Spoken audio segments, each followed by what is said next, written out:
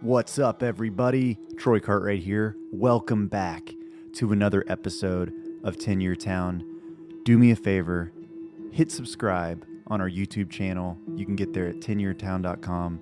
Also, me and Ben are getting geared up for the Q&A episode, so make sure you submit your questions. That's also at 10yeartown.com. Love you. Thanks. Today's guest is Trey Lewis. He is a songwriter and artist originally from Birmingham, Alabama. He has an incredibly inspirational story. He is having success as a songwriter and as an artist. He has a new record out. And just a heads up, if you're sensitive to language, there's a lot of it in this episode, which makes sense if you know the title of Trey's first big hit song. But I'm throwing that out there just in case. So without further ado, here he is, Trey Lewis. I always start this thing off with the same question, which is how long have you been in town? How long have I been here? I've been here going on since 2019, so 5 years. Not even 10. I don't even qualify. You definitely qualify. I'm good. Where from? Birmingham, Alabama. Nice. Yeah. Alabama, so, dude. I originally moved up here in 2012 and did like a record with this guy, and he like paid for the whole thing. And then one of my songwriting friends, Aaron Lee, his dad, his dad's name's Richard Lee. He wrote like "Don't It Make My Brown Eyes Blue," and like, he had some huge hits like back in the day. And Aaron was like kind of like a mentor to me, you know, and also like a friend. And I was like, all right, man, well, like we did this record. I cut some of his songs, you know. I was like, I'm going to move to Nashville. What do you think? And he's like, nah, man, don't move up here. He was like, just go back home. Like, because at this point, I hadn't even played a gig. So I got sober when I was 19. Okay. And like before I like got sober, like, I mean, dude, it was bad. I was like in and out of jail, like psych wards. Dang. Military school, court cases. Yeah. You know, troubled youth. You name it. Yeah. Yeah. And so, like, I got sober. I went back to school, got my GED, like, was, like, taking some college courses. And part of getting sober is in the 12 steps is you help other people get sober, too. And Gotcha. I had a guy, my first sponsee ever, guy I was sponsoring in the 12-step fellowships was, like, he was in a rock band. He was like, hey, man, come to Nashville with me, like, be my sober companion, like, whatever. Yeah. And I came up here and played some of my shitty songs for like this producer guy. He had a studio over on Edge Hill. Yeah. He's like, yeah, man, if you like move up here and for like a month, you can sleep on my couch. We'll do a record, like try to get you a record deal, like whatever. I didn't know. I was just like, whatever, sounds cool to me. Yeah. Talked to my parents about it and they were like, yeah, go for it. My dad was like, you know, I'm an accountant. I hate my life. So do what you want, do what you love, you know? Dang. And he loved to see me like doing my music stuff. So he was like, go for it. And I came up here. But anyways, Aaron was like, yeah, man, don't move here. Like, go home, get your chops up. Yeah. You So know, did you start like, playing in bars play back gigs? home? Yeah. So I did a whole record. I did 12 songs, put it out. I uploaded it to like CD Baby myself. Yeah. And it's not a bad record, but you know, it's just like when you like live here versus the songs you get in your hometown. You know what I mean? Yeah, it's just different. It's just different. I mean, I was proud of it then. I feel like it opened a lot of doors for me in my hometown, having something that polished, you know? Yeah. Then did that help you get gigs? And Yeah. I just had like CDs. I'd be like, here's my CDs. Yeah. You know, people would listen to it. But the first gig I ever got was at this restaurant called Kelly's. Okay.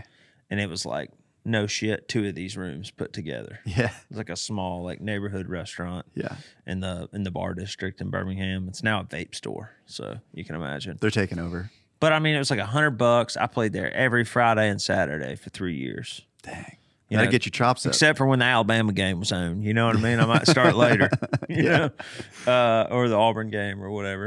But I don't know, man. I finally just reached a point where I was like, man, I got to get some like other gigs. And this is like 2012. I was like, I gotta do something else. Like, so I got a gig at the Mexican restaurant not too far. So like I had another gig, and then they had like 3 other Mexican restaurants. So I would like play them all on the weekend. Oh know? yeah.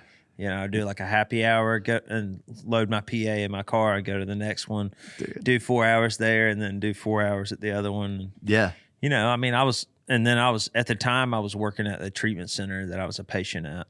Okay. Once a patient at, and I was like doing that Sunday through Wednesday, and then I would gig Thursday, Friday, Saturday. It's awesome. Yeah, I was just getting it, and then I would come up to Nashville, and I would like write with friends, record songs, you know, put them out when I could afford it. And I got married when I moved back home. I married a girl, and we were together for 7 years. Gotcha. And then, so when I was 7 years sober, I got my 7-year coin. My dad came out to my gig at the Mexican restaurant, and they gave you a little coin in AA. And yeah, I gave it to my dad, and I told him how much I loved him, because when I was getting fucked up and stuff, I can cuss on here. Yeah, right? yeah, that's fine. When I was getting fucked up and stuff, me and my dad just kind of like didn't have like a good relationship. Like I stole money from him. He sent me to military school, like went in front of the judge, got all my shit thrown out, and then like I got kicked out the next day, you know. Like just a lot of stuff that happens when you're living that life of addiction and alcoholism. You hurt the people that are closest to you. But when I got sober, I made amends to him, and then after I made amends to him, I was living with him, and he came to my gig. I gave him that coin, and I was like, "Look, man, I love you. You're like, I'm so great." Because when I got sober, we became best friends. Yeah, like I lived with him for a little while, you know, and I gave him my chip, told him how much I loved him, gave him a hug, got in the car, and went to my house, picked up my wife and stepson at the time, drove to the beach with my mom's side of the family for like a week, and when I was driving back, I got a call. He had a heart attack in the gym and died. Oh my God. Yeah. Wow. But I mean, dude, I can't like write our story any better. You know, I'm coming up on 10 years since he died. Yeah. It'll be in June. Wow. I was like, but how amazing that you got to like have dude, that. Like I got to have that moment. Like that was like a freaking movie scene. You know what I mean? Yeah. Wow. And but it's cool. Like last night, I don't know why I was like, Saturday night I played a show, that rib roundup thing in Fort Lauderdale. Oh, okay. It's like a big radio show thing. Gotcha.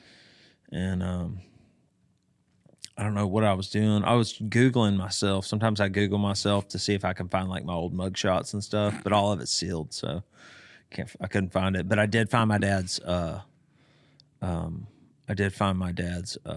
obituary. Yeah. And I was reading it. You know how we get in this thing. We get like crazy, like, what the fuck are we doing? You know? Yeah. Like, and I was kind of like just having I put my record out Friday, you know, and I was just kind of like having one of those moments. But in his obituary, it says, so Lewis Thomason was very proud of his son's music career. And I was like, damn, my dad was proud of me 10 years ago. You know what I mean? Yeah. Why am I freaking out? You know what I mean? Yeah. Yeah. Like I was playing. You already did it, man. Your dad is proud of you. You know? It was pretty cool. That's cool, man. That's really special. Anyways, back to my story. What was I saying? I was just like, so after my dad passed away, me and my wife at the time moved to like an apartment. We were living out in the country, and I was just miserable, driving 45 minutes every day to work and stuff. Yeah. And I was like, I just want to live in the city. Like the bars are right down the street. Like, so we just moved to the city, and I was like, I gotta do something like this. Just playing in the cover band, like, or just being a solo acoustic act isn't working. Yeah. And I went and met with this guy. He was like working for like a middle agency, booking like weddings and stuff. But he also like managed this other band in my hometown called Winston Ramble. They're like a jam band. Okay. But like bluegrassy. Gotcha. And we met every week for 4 weeks. And he was like, look, man, I don't really know anything about country music, but I like you. And let's work together. And he's still my manager today. No way. So, yeah. That's sick. Yeah. So we started working together, and I started playing like frat parties and, you know, corporate events and all that stuff. And it was on, man. I was making a living. You know? I mean, I wasn't like breaking the bank or anything, but if I could look back at the end of the year and made $50,000 playing music, I was fine with that. Absolutely. And then my ex-wife started drinking alcohol. And I tried, man. I tried to make it work. And I just finally reached a point where I was like, wow, I'm either going to like stay in this relationship and I'm going to get drunk again too, or I'm just going to choose my sobriety. And chose my sobriety. I think she's doing well now. I think she got sober again, but I had to, and I felt like if I needed anything, I could call her, you know what I mean? We're no bad blood there. It was tough though. I mean, she had a son and, you know, I raised him like he was my own. And it was tough, but I finally was like, I lived with my mom for a little while, lived with my brother, lived with my best friend. I remember in 2018, sitting down with my best friend and being like, man, I'm 29 years old. I've done everything I can do here in Birmingham. I've played every frat party there is to play across the Southeast. Yeah. You know, I was like, I got to move to Nashville just to see what happens. You know, I'd watch like Muscadine move up here and crush it, you know? Yeah. I mean, there's a lot. I mean, I think Alabama guys think Muscadine, think, I guess, Riley Green. Riley. I mean, I've opened for Riley like 3 or 4 times, and then Ben Miller. That's my band leader now. I love Ben. I met Ben in 2018. I opened for Riley in Birmingham, and I met Ben Miller that night. And when I first moved to town, me and Ben used to get together and write songs together. Yeah, great guy. And then when Dick Down in Dallas went viral and went, you know, Billboard #1, he texted me one night and said, you got the #1 song for saying the F word. And I was like, you ready to lead a band? He was like, you hiring? I was like, yep. Dang. And that was all she wrote. That was it. But anyway, so I'm just like, I got to move to town. Like, I got to do it. Yeah. And my best friend was like, man, he's like, I'm for that. You just got to know, you know? And so I move up here. I live with a guy named CJ Collindre. He's a pedal steel player. Okay. Lived with him for 6 months. And, I mean, dude, when I first moved to town, I believe everything builds off the next. Mm-hmm. Like, I'm real big into that. Like, when I first started going to 12-step meetings, I remember I used to walk in, like, and I would, like, have my phone right here, you know, and if I saw anybody, like, coming towards my direction to talk to me, I would just, like, pull my phone out and not talk to anybody. I would sit in the back, leave before they did the, you know, the Lord's Prayer or whatever. Yeah. And, but the longer I stayed and the longer I kept going back, I did the work. And then I felt like, man, I deserve to be here. I've done the work, you know, and I had this spiritual awakening and, like, you know, all the stuff that they talk about in those meetings. And I finally felt part of. Same thing when I moved here. I would go out to writers' rounds and I would go out and talk to people. And if it was past midnight, I would look at people and say something that I'd met them like 8 times and they would look back at me and it'd be like, shlom, shlom, shlom, shlom. And I'd be like, okay, it's time for me to leave. Yeah. There was many nights where I went to Revival or the local or like whatever. And I would just leave with like the loneliness feeling in my stomach of like, wow, tonight wasn't my night. But I remember just saying to myself, well, I'm here now, you know, and I've got all the time in the world to figure this out because I'm not going anywhere. I'm here. I'm just going to figure it out. Yep. And but I will never forget the first time that I ever went anywhere was over to the local freak show on a Wednesday night. Mm-hmm. I walk in and Russell Sutton's on stage playing My Boy. It's not even LV Shane. So, you know, I guess LV wrote it, but on it too. But that was just like I heard that song and then I heard he wrote The Painter. Oh, was it Benji? No, not Benji. I do love Benji. Who's on the song? Ryan Larkins. Yeah. Yeah. And Cat Higgins, I think. Ryan Larkins is playing King of Country Music. But I heard both of those songs that night. And when I heard My Boy, dude, like I just got in my car and just cried the whole way home because that was like my life. Yeah. You know, I was a stepdad and like it just all sunk in right there. Like I've fucking done this. I've divorced. I'm here. I ain't got nobody. All I got is a mattress on the floor. I've got a TV dinner tray, a TV, an Xbox, and a Rubbermaid underwear drawer for a nightstand and, you know, a drawer for my clothes. And that is it, dude. Nothing. Yeah. And my mom, my stepmom, like gave me like 2 months of my first rent. That was the nicest thing, you know, that could have happened at that point. I mean, I pretty much gave up everything in my divorce. So I had 2 months to like figure out how to like, how am I going to keep playing these cover gigs every weekend, going back to Alabama and then write songs, you know, and how am I going to, all I had to do was pay my rent, which was like $600, you know, and get groceries.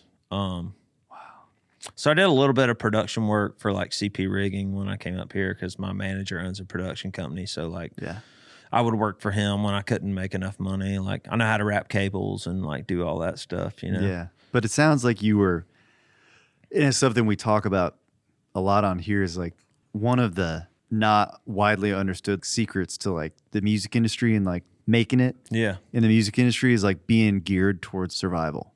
Yeah. So if you got, I call it like keep your nut small. Yeah. You know, if you got low monthly expenses and you know your goal is to, okay, I want to, whatever that song, My Boy, is like whatever that song did to you. Yeah. You know, it's like for me, I mean, there's a million songs like it, but when you hear a song and it hits you in the heart, it's like, I got to do that. I got to do that. So what do I got to do? I got to, people write at 11. Yeah. So I got to find a way to get to Nashville and be free. Yeah. To be open to like get to write, you know, with people that are writing songs like that. And part of that is like, keeping your expenses low. Keeping your expense low. And then it's just like the grind, dude. It's like you learn how to have like different sources of income. Yeah. Like I feel like I know how to do so many things because I had to. Yeah. You know what I mean? Pretty motivating. Yeah. You know? It's cool though. Yeah. Because it's like now I'm in a position where like, you know, I own a few of my masters, you know, and it's like those still bring in money for me. That's like I started my own hat company, Paul's Hats, you know, to honor my grandfather. And it's like they're not making us a ton of money, but I have the podcast and like, you know, somebody asked me the other day, I was like doing a TikTok live or something, you know. Yeah. He was like, do you have any other job? And I was like, well, no, I write songs at Sony Music, you know, and I get paid to do that. Yeah. I tour on the weekends. I have my own hat company. I have my own podcast, you know, and I like listed off a couple other things, but I was like, wow, it just hit me right there in that moment. I was like, wow, I do have different levels of, you know, different sources of income, but that's just because like, that's what the grind makes you. You know what I mean? you got a lot of irons in the fire. Yeah. But it's like you said, it's like survival for so long you have to. And then, and it's hard to like, even once you start having success, whatever that means, you know, it's like, I'm just wired this way now. Yeah. It's hard to stop, you know? Yeah. It's like at the end of the day, like I think of myself as like an entrepreneur of some sorts where I'm just like trying to start a bunch of stuff and invest my time in stuff I believe in. And, you know, most of it doesn't pan out, but some of it does. It's like, dude, like, you know, it's like Ben Hayslip, he writes at Sony. Yeah. I see he's still in it. You know what I mean? He's written a lot of hit songs, but he's still like still out there getting it every day. Dude, he's on the grind, man. You know, the grind never stops. It's like you don't ever just write enough songs and retire, you know? Yeah. Like Ashley Gorley, you know, he's still writing every day. Dude, he seems like he's working harder than anybody and harder than ever. It's pretty crazy, man. Yeah. I think you just go after it. But but no, man, so I move here and I'm just doing the grind, trying to figure it out. Yeah. And then I play at Revival, or I was at Revival one night, and a few years prior to that, I was playing at Sky Bar in Auburn, Alabama. Yeah. And I've always done this thing, especially when I was playing covers, like drink in my hand was dick in my hand, just to see if people were paying attention. Yeah. You know? Because, I mean, a lot of those cover gigs, I feel like I could have been standing on stage, like ripping my nipples, you know? You know, like have you ever seen The Water Boy? Yeah. You know where he throws the pass and the guy's like... Yeah. Yeah, I was just like, I imagine that I could be doing that on stage and like nobody would even notice. Yeah. You know? So I would like change the lyrics, but I was changing the lyrics to Big Green Tractor to My Big Tallywhacker. And this guy like came up to me and he like gave me a fist bump. He's like, man, my name's Matt. Like, nice to meet you, whatever. That was good shit. It was hilarious. So I'm at Revival one night, and that dude walks over to me. He's like, dude, I met you in Auburn. You were changing the words. Yeah. My name's Matt McKinney. Good to see you again. And Matt McKinney's become like he's my best friend. Like, wow. We talk on the phone every day. We go on walks and shit together in the morning. You know, like we live close. We were roommates for a little while, till he got married or whatever. But So I start hanging out with him. We start playing, like Madden and writing songs together and just like hanging out. And Matt McKinney's like one of these guys where like he has this ability to bring different groups of people together that wouldn't normally mix. I think Nashville like has the ability to do that too, for sure. But McKinney was kind of like the ringleader, I guess, of that for us. And so I start hanging out with people, and like I finally like find my group, because that's the thing, and start writing with these people. But I'm still playing like a lot of covers. Like I'm leaving town on Wednesday, even some days, to go play. Like I did the Tin Roof circuit forever. I would go down to like Delray or go to like Myrtle Beach or whatever and play Raleigh, Columbia, South Carolina. And, play for 4 days. So I wasn't really getting to hang with the people I was writing with. It was just like, good to see you. Got to go play this gig. Gotcha. So COVID happens. The world shuts down. And we all just start hanging out. After like the first 4 weeks, we all stayed inside. Right. But after that, we all started just like hanging out and started hanging out with like Alex Maxwell and Matt McKinney and, a bunch of other people. And, Matt McKinney, I guess we're going into Dick Down Dallas now. You cool with that? Let's do it. All right, cool. I'm just talking. I love it, man. If I'm talking too much, you just let me know. Not. All right, cool. So Matt McKinney's like shows me this song he wrote. All he had was a verse and a chorus of this Dick Down in Dallas tune, and I was like, that's cool. Didn't think anything of it. So during COVID, he finishes it. He writes it with Drew Trosclair and Brent Gafford. And So in the first house I lived in, it was me, Mitch Wallace, Clay Barker, and Ella Langley. Yeah. And we're all living in this house together. And we went to Chili's one day. They started opening restaurants up, but you had to like wear a mask in and you could take it off when you sat down. Not when you're sitting down for some reason. Something. It's confusing. Anyways, we're coming back from Chili's and we're listening to the work tape. And my roommate Mitch is like, dude, if this was a song on iTunes, I'd spend $1 and buy it. And then he was like, you should record this, or at least somebody should. Yeah. I get back to the house and I'm like sitting in my room, mattress on the floor still, the second house. Yeah. And I'm just like, you know what, man? Like, I've been putting out music since 2013. Like it's 2020. Like, who gives a shit? Fuck it. Yeah. Let's do it. And I walked back in the living room. I was like, all right, I'll do it. And Mitch was like, you need to download this app called TikTok.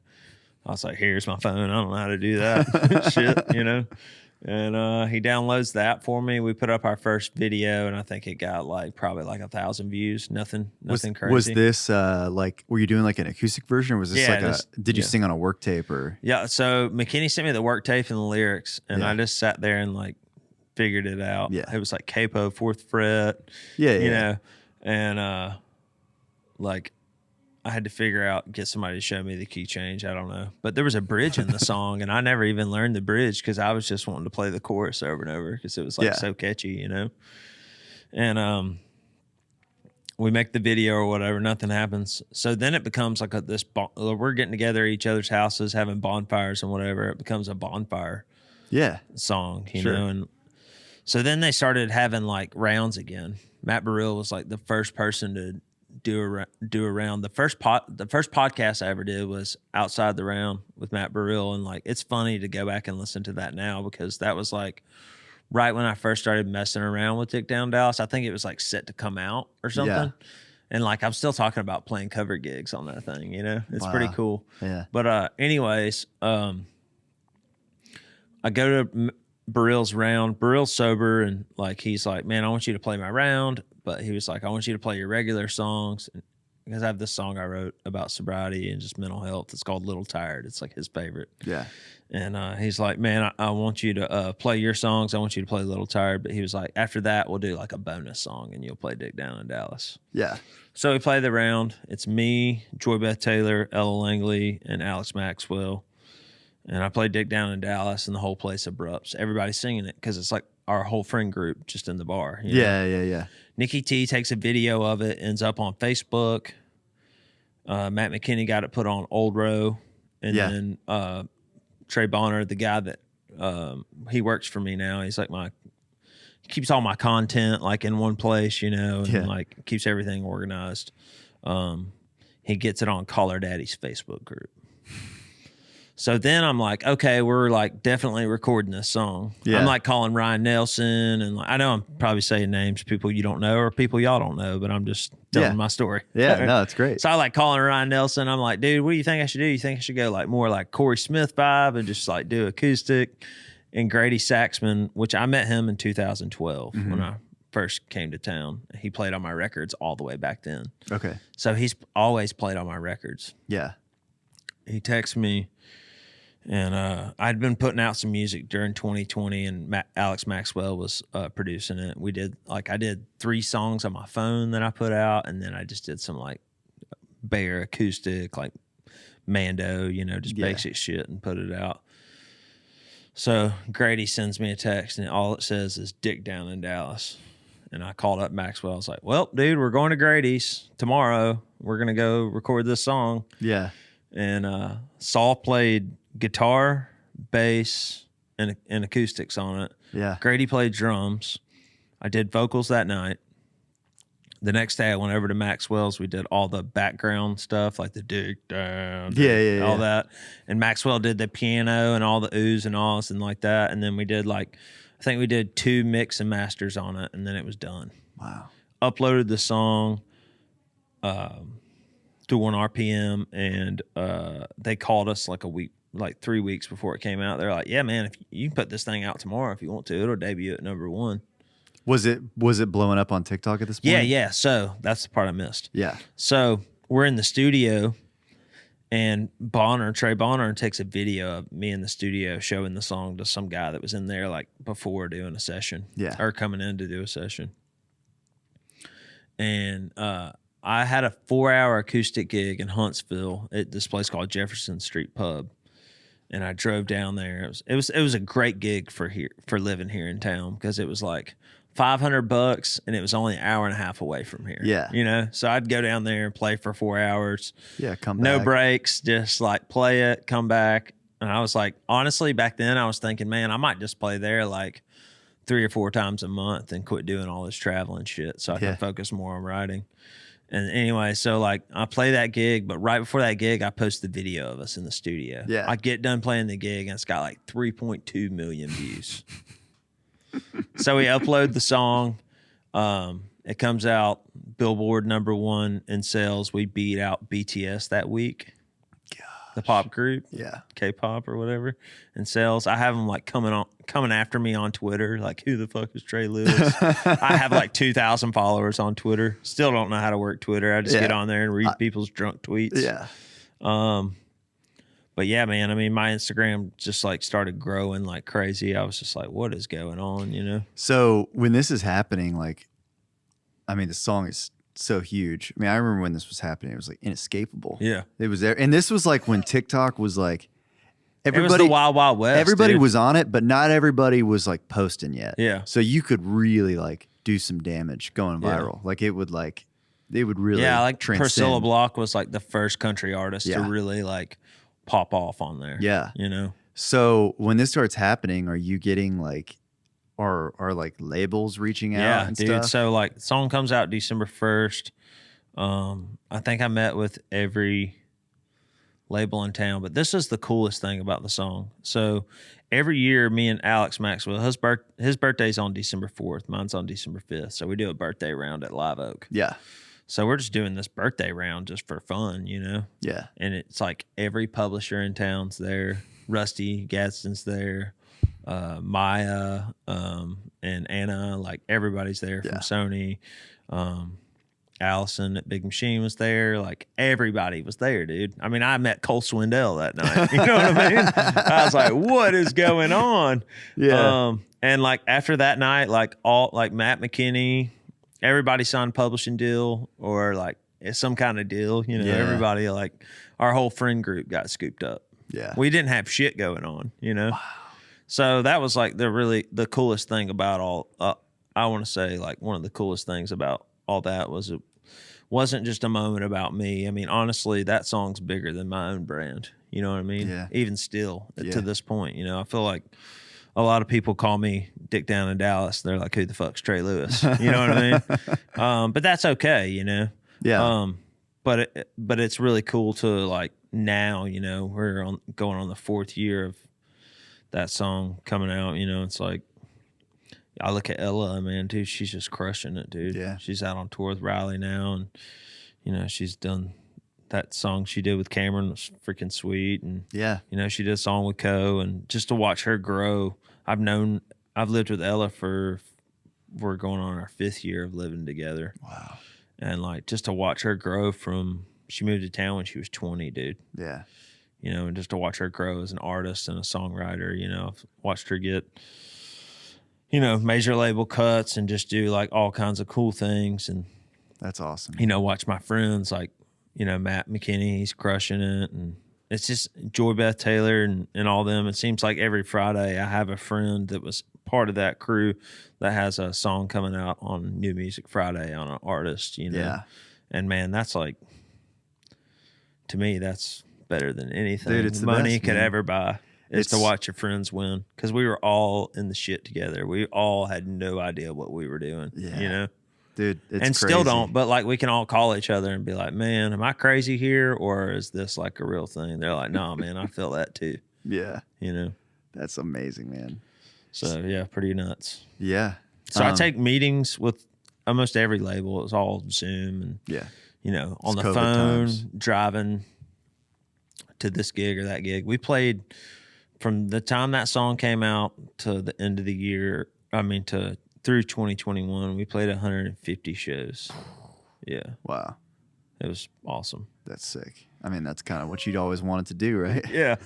Yeah. I mean, it's pretty cool, man. A lot of those shows we sold, you know, all of them were sold out. I mean, That's wild. it's pretty cool. Yeah.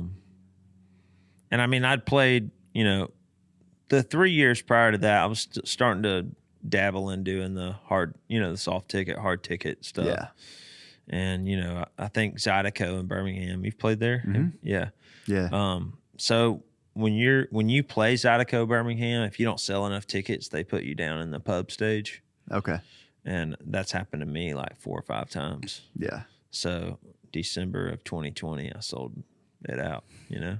Pretty sick, man. And I've played, you know, I haven't sold out Iron City yet, but I've, you know, put 800 to 900 people in that room. And That's so sick. every time we've gone down there, and it's, I mean, dude, like I opened for Chris Jansen there. I opened for David Nell there. Yeah. You know, so to go to your own hometown, and It's pretty sick, man. I mean, it's, you know, it's awesome. yeah, that'll give you goosebumps for sure. Yeah, you but know? I got hooked up with my attorney through a mutual friend. Scott Safford is my attorney. Yeah.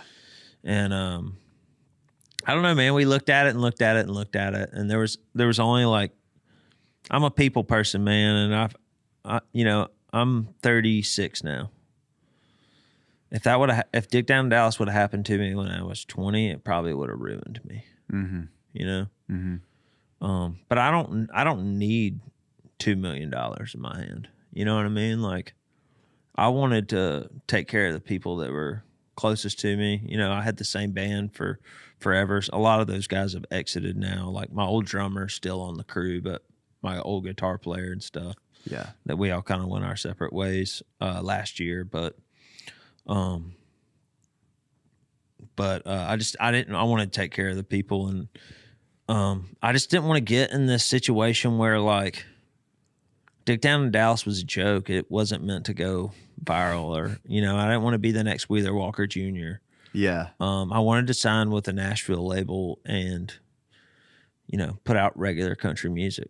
Yeah. You know, I didn't want to, like, you know, Yeah. I mean, I love the tongue in cheek stuff. Don't get me wrong, you know, but like, I didn't want to be like the next Wheeler Walker, basically, is what I'm saying. And is that kind of what was being pitched to you? Like, I kind of felt like that, or I didn't Yeah. want to get pigeonholed into that. And yeah.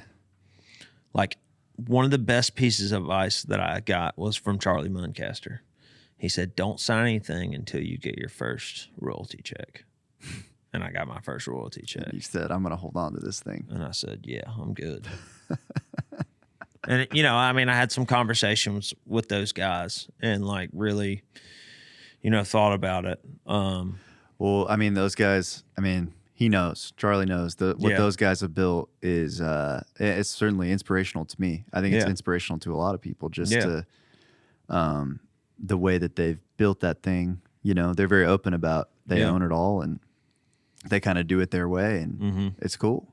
You know, but you did, I guess, at a certain point, you did end up signing and making country records. Yeah, so I started meeting with Jim Catino not long after that. He used to be at Sony. Now he's not. He's doing his own thing.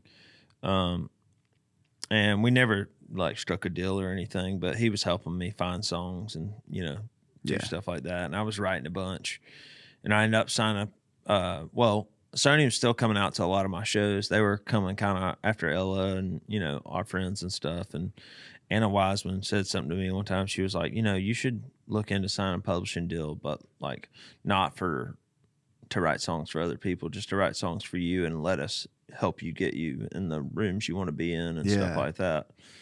And I was like, cool, you know. Back then, I didn't give a fuck. I still don't. I mean, I said what was on my mind. I was like, all right, well, just so y'all know, like, I'm not writing songs for other people. Like, you know, I'm not doing that. I just want to write songs about my ex and put them out. You know, I had no clue. You know. Yeah. And I mean, so I did. I ended up signing a publishing deal at Sony, man, and that was the best thing for me. I love it over there. I love Rusty, man. He's like. Great people. He's just a good dude, man. Like I know he does it to, you know, a lot of the writers there, but he'll send me inspirational texts, you know, and it's like, I believe in you, you know, or like I'll see him in the office and then he'll text me right after. He's like, man, just keep your head down, keep working. It's all going to work out, you know? And like, if I write a song and I feel really good about it, I'll just send it to him. I'll be like, look, Rusty, I know you're busy, but I wouldn't send this to you if I didn't think it was great, you know? And that was the coolest thing is having somebody like Rusty, Big Tom, Lutheran, you know, and all them that believed that I was more than just Dick Down in Dallas. Yeah. You know, because there's a lot of politics in this town, you know. And it's really? like, I've never noticed. You know, but you know how it is. But having somebody like that, you know, people that have been a part of huge songs and huge records believe in me. White trash kid from Alabama. You know what I mean? It's like, man, that's cool. Yeah, and you get, you know, you start to work with those people. It kind of helps you like just figure it out. Like, it's complicated. This stuff is complicated. Even actually, I would say way more complicated when you do have success. When you have a big viral song, it's like, well, what do I do? Yeah. You know, and just to... There was a couple of big moments, like, what do I do? Like, I got to write with Eric Dillon, like, right after that song came out, and like, I'm a huge Eric Dillon fan, like his artist stuff. Yeah. I mean, I love the songs he writes with, like, Riley and, you know, his outside cuts, but, like, his records are, like, really good. Yeah, dude. He's awesome. That Fishing Alone song, such a heater, and all those records he made. The Baseball on the Moon, that he did. Yeah, great song. You know, when I got my gold record, I put that song on my story, tagged him in it. But anyways, I got to write with him, dude, and I wanted to write an Eric Dillon song, so I was just like, it just didn't go good for me. You know, it was over Zoom, and I just called him like a month later. I was like, hey man, like, I know we're probably never gonna write together again, but I just want to say, man, like, I love your music, and like, you know, I know that sucked, so I'm sorry that we wasted time, but I really think you're great, you know? Yeah. And, but awesome. There was a lot of those early on after Dick Down in Dallas that maybe I just like wasn't quite ready for, or just like, maybe I just didn't. Sometimes you just don't gel with people, you know, even if they are your heroes. Yeah. Yeah. You kind of came at it like in a different way than a lot of people do. But this episode that's coming out tonight that we did with Allison Veltz Cruz, she talks about like, you come into town, especially, you know, if they're looking at you as like an artist, you kind of get put up into these real A-list rooms with these amazing writers. Yeah.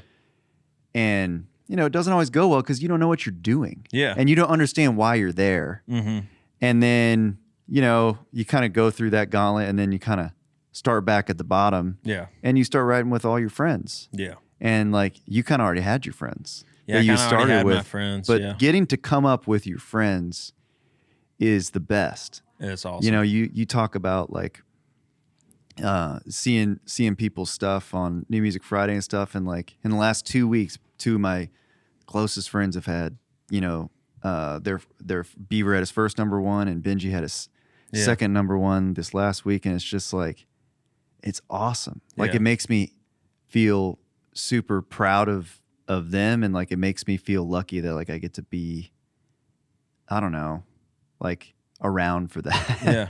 If that makes sense. No, I agree. One of the first, like, I would say big rights that I got put on was with Benji.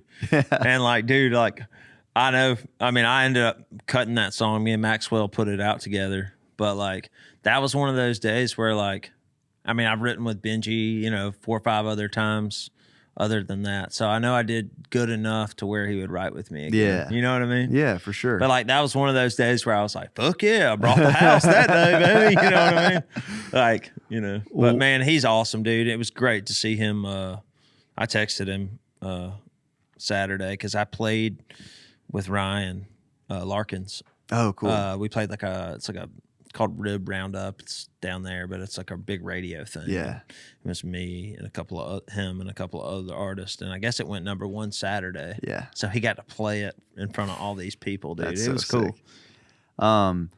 Well, so you did end up So I ended up signing a publishing deal with Sony, and then I don't know, man. I just kept like showing up every day and writing these songs, and I just kept putting out music and, you know, streaming really well. You know, I mean, I'm, you know, 3 years past Dick Down in Dallas, 4 years, and I'm still selling shows. You know, I'm still selling tickets. Yeah. I'm you know, right now I think I have 1.7 million monthly listeners. I just hit Awesome, 100,000 followers on Spotify. You know, Yeah. like I'm still doing it, and I'm just like, man, like, what are my dreams? You know, things kind of slow down a little bit to where I can actually like think what I want to do. Another thing that I started doing, it's important to talk about. Right after Dick Down in Dallas came out, like a year later, I started going to therapy. Yeah. Just to like, cause dude, my dad died, my grandmother died, I got a divorce, I moved to a new town, like, and all that was just like boom, boom, boom, boom, boom, happened really fast. And like, I think a lot of times that takes a lot to like, you can't process that shit while you're in it when traumatic things happen back to back to back. Like sometimes it just takes some time. Yeah. And then I'm like, all of a sudden on top of the world, everything I've ever wanted from a career standpoint, you know, making money, playing shows. And it was just a lot, dude. Yeah. You know? And I'm sober, you know? Yeah. So I was like, you got to sit in all that stuff all the time. yeah. And I felt like I was just carrying around a lot of childhood trauma and just things that I needed to work on. Yeah. So I started seeing a therapist, and Charlie was another one of those people that guided me in the right direction there, you know? Yeah. So that was, you know, that was huge. But I'm just like, what do I want? You know, because like, here's the deal. Like when I first started playing music, it's like, yeah, I want to be the next Luke Bryan, you know, I want to be the next Jason Aldean. Fuck yeah. You know, like big star, baby, you know? Yeah. But it's like, when you get in the grind of this thing, it's like, okay, well, if I can just make a living doing this, like I'm happy. Like I'll never forget when I moved to town, I bought a white van, you know, like so we could like tour in. Yeah. And dude, it was like the Cadillac, 4 people in there. Like you have your own row to lay down. You got a bench. And then you put 10 dudes in there. It's like, this sucks, you know? But, you know, it's like, I was like, if I could just make a living doing this, and I'm like, wow, I'm a lot farther now than I ever have. Like, what do I want to do? And I think the thing is that it's what we all want to do. How far can we take this thing? Yeah. How far can I go? Yeah. It's like, I want to play the Grand Ole Opry. Yeah. I want to have a #1 song on radio. Yeah. You know, I want to write #1 songs. Yeah. I do these lists, like the Law of Attraction, you know? Yeah. I've been doing that since 2012. I wrote a letter to myself in 2012. Reading that thing now is fucking awesome. Hell you know, yeah. It's like, I hope you find a way to make this music thing work out for you. I hope you don't quit, you know? Yeah. Hope your marriage works out, which it didn't, but you know what I mean? It's all good. Yeah. If it didn't work out, that's how it worked out, right? That's right. So, but I just started making these lists, and like record deal was on there. Song on Radio is on there. Like I have a bunch of stuff that I've checked off, but I was like, I do. I want to play the Grand Ole Opry. I want to do, I want to have songs on radio. So I was like, what do I need to do that? So I just said a prayer, asked God. I said, this is what's on my mind. I don't know if you've put this on my mind, but this is what I want to do. And I was driving out to Colorado to play a show, and Lynn Oliver Klein texted me. I'd met her like during the publishing deal, whole thing, and she asked me to make this video for her. She was like, I sent you a cameo request. I was like, Lynn, you don't have to do that. Like, I'll just make you the video. And she was like, what's up? What have you been up to? And I was like, well, I'm about to take X amount of dollars and just record a record here soon and put it out and see what happens. She said, I want in. So that kind of started the conversation with River House. And I signed over there in hopes to, do this record or maybe make a second record and, sign with a major. But, I don't know. I don't know if that'll happen or not, but my record's out. And I'm so proud of it, and it's great, man. It's awesome. And I had the two cuts this year that really have kind of changed the, this town's weird, man. You gotta you can't break the rules with a song like Dick Down in Dallas and just be like I have fans that buy tickets, and listen to my other music, but I haven't had one of my country or, just regular country music songs be a huge viral thing Dick Down. I had a song called Single Again that went #1 on iTunes, and it's a song that everybody knows at the show. We got the foam middle fingers and stuff like that. So that's cool, but I think it's just going to take some time of me continuously being the person that I always have. People got to hear you got to hear somebody's name 10 times in this town or meet them 10 times before you really know them. You know what I mean? Yeah. So and it's just about persistence, not giving up. I'm going to keep coming no matter what. Dude, and you're doing it, man. If it happens, it happens. And if it doesn't, I can walk away knowing that I gave it all I had. And that's all that matters to me. That's awesome. But dude, this record, man, I'm so proud of it. And, it's just, it's been a long road to put together a whole piece of, of music like that. And it's really cool. I hope I'm stuck in album world. I can just do albums now. Yeah. It's cool. When you go in to write for yourself and that's what you're writing for is an album. You don't have to. Yeah. And it's hard to make albums now. Just from I don't know. It's the music industry is almost not geared for it right now. It's oh, what's the single? You going to do another single in 6 weeks? Just to make records feels brave somehow, you know? But dude, Muscadine's last record, they went in and so good, dude. Yeah. They didn't give a shit about what Nashville thought this time. They just went in and played with their band and that was pretty cool. Yeah. You have such an amazing story, dude. It's really, really cool. And I think I've had a lot of different people. I never really met you before. Yeah.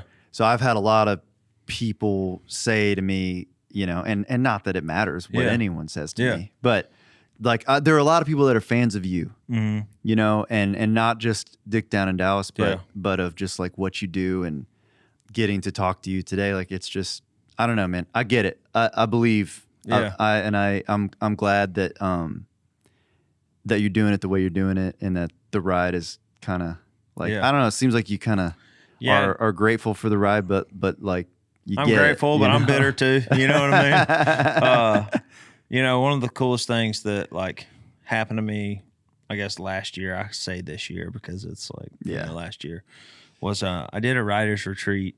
I just got I feel like I'm an artist enough to do a writer's retreat in town, but I'm not artist enough to do one 5 hours away. I was look, Tom, let's just get let's just get a lake house on not Percy, but Old Hickory. I was I'm just gonna get that. People can come out and write 2 songs with me, and then they can go back home to their families. And, we had Emily Wiseman and Seth Mosley and James McNair came out one day. We wrote 2 songs, which I think are definitely going to be front runners for my next thing that I'm already building in my head, you know?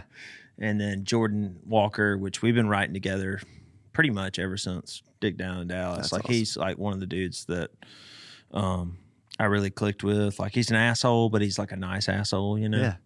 And Tracy Anderson, they came out. And I'd never written with Tracy. I knew Ella had written with Tracy like a bunch. And I had met, you know, Tracy a couple of times, and I knew she probably might have looked at me a little crazy because of Dick Down in Dallas. And she's like so nice, you know? She's so nice.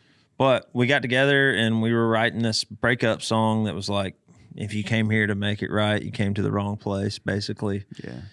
And then Tracy, during that write, she said, what side of the heartbreak are we writing from? And I was like, well, damn, I've been on both sides of it. And she was like, that's another song right there. I was like, all right, well, let's finish this one. Yeah. We finished that one, and then we start writing this song. And honestly, it was one of those, like, where you write a song, you can't really tell the story of how it happened. It just happened. Like, and that song doesn't happen if, like, they're great songwriters. They're great at what they do.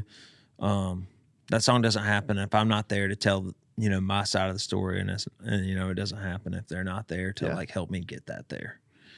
And we write this song called 3 Feet Tall, and then I'm like, I mean, my eyes are watering the whole time we're writing this thing. And I sent it to Rusty, and I'm like, Rusty, this is the best song that I've ever written. Like, please just listen to it when you get a chance. And he called me. He's like, man, I've been in meetings all day. I'll be honest with you. I didn't listen to any of the songs you sent me yesterday, but he was like, I just listened to this song, and this is the best song you've ever written.